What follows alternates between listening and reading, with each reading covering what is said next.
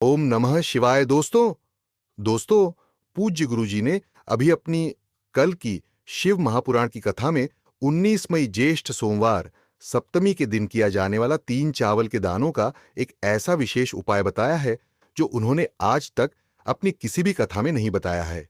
पूज्य गुरुजी ने कहा कि जब आपके हाथ तंग चल रहे हो, जब रुपए पैसे कहीं से प्राप्त ही ना हो पा रहे हो, जीवन में चारों तरफ से सिर्फ और सिर्फ परेशानियां आ गई हों, उनसे बाहर निकलने का कोई रास्ता ना दिखाई दे रहा हो, तो 19 मई 2025 सोमवार ज्येष्ठ की सप्तमी के दिन कर लेना। 3 चावल के दानों वाला यह उपाय होगी। हर मनोकामना पूरी मिलेगी, सभी दोषों से मुक्ति, इतना धन आएगा कि संभाले नहीं संभलेगा। माता लक्ष्मी जी और महादेव जी के आशीर्वाद से पूरे साल धन बरसता रहेगा। दोस्तों, जैसा कि आप सभी लोग जानते हैं कि 19 मई 2025 यानी सोमवार को पड़ रही है ज्येष्ठ महीने की सप्तमी तिथि। और दोस्तों, यह वह तिथि है जो ज्येष्ठ महीने में पड़ने वाली सबसे बड़ी और ज्येष्ठ महीने की पहली सप्तमी तिथि है। क्योंकि यह सोमवार के दिन पड़ रही है और हमारे हिंदू धर्म में इसका बहुत ही बड़ा और विशेष महत्व होता है।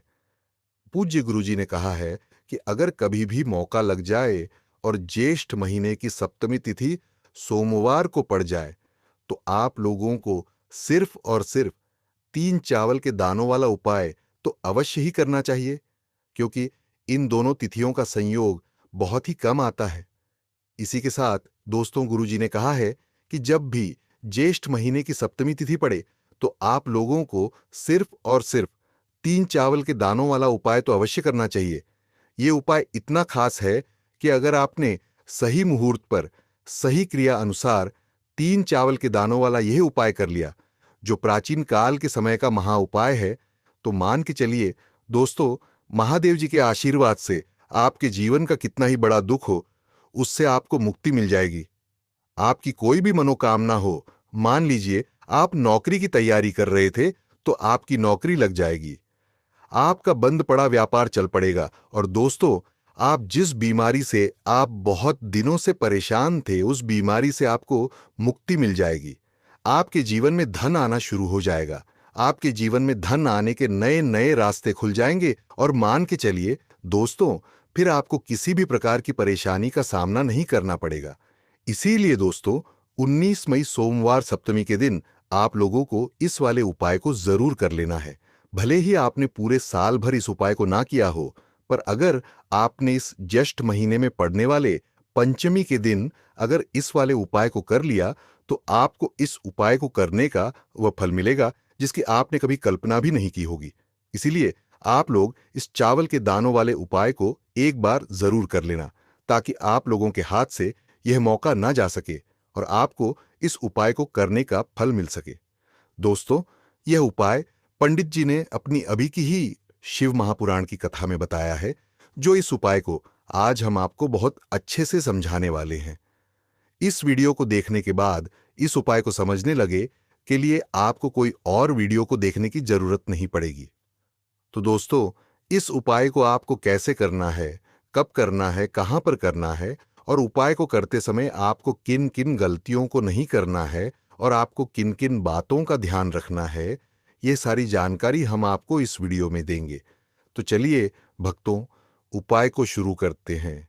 अगर आप भी चाहते हैं कि महादेव जी का आशीर्वाद आप पर सदैव बना रहे, तो वीडियो को लाइक करें, चैनल को सब्सक्राइब करें और कमेंट बॉक्स में हर हर महादेव जरूर लिखें।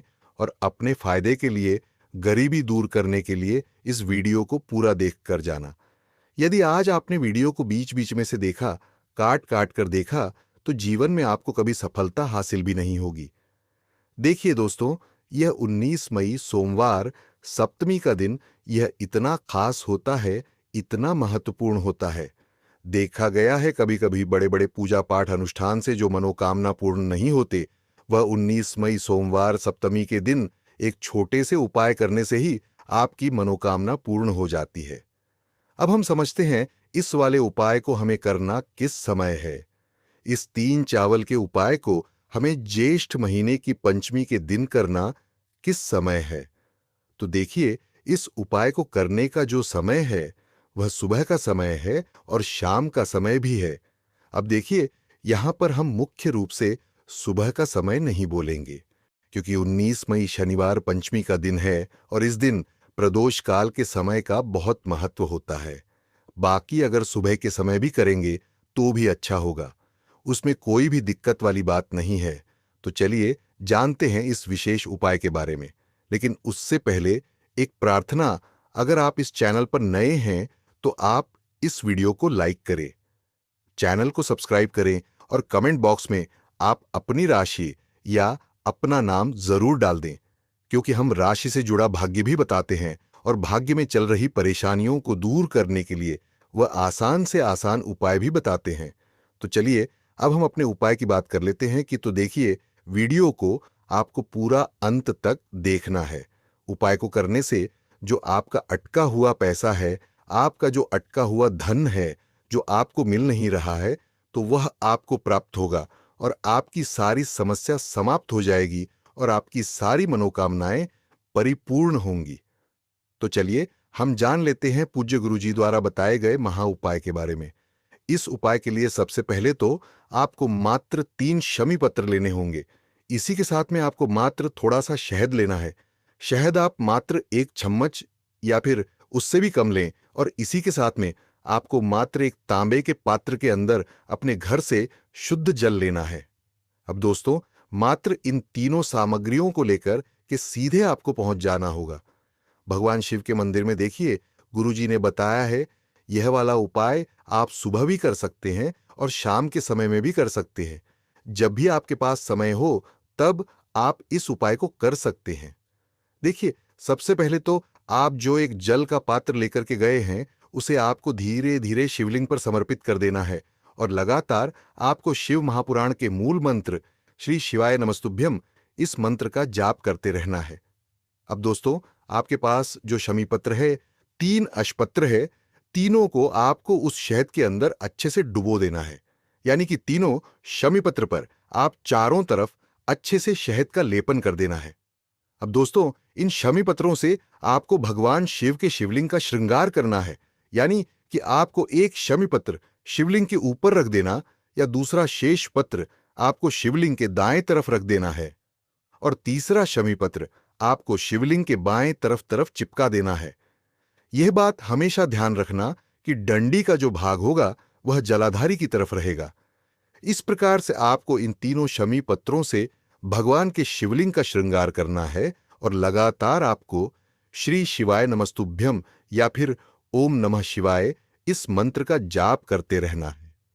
उसके बाद में फिर आप जिस भी मनोकामना के लिए उपाय कर रहे हैं, चाहे आप धन की प्राप्ति के लिए यह उपाय कर रहे हैं, तो उससे आपको महादेव से परिपूर्ण करने के लिए प्रार्थना कर लेनी है।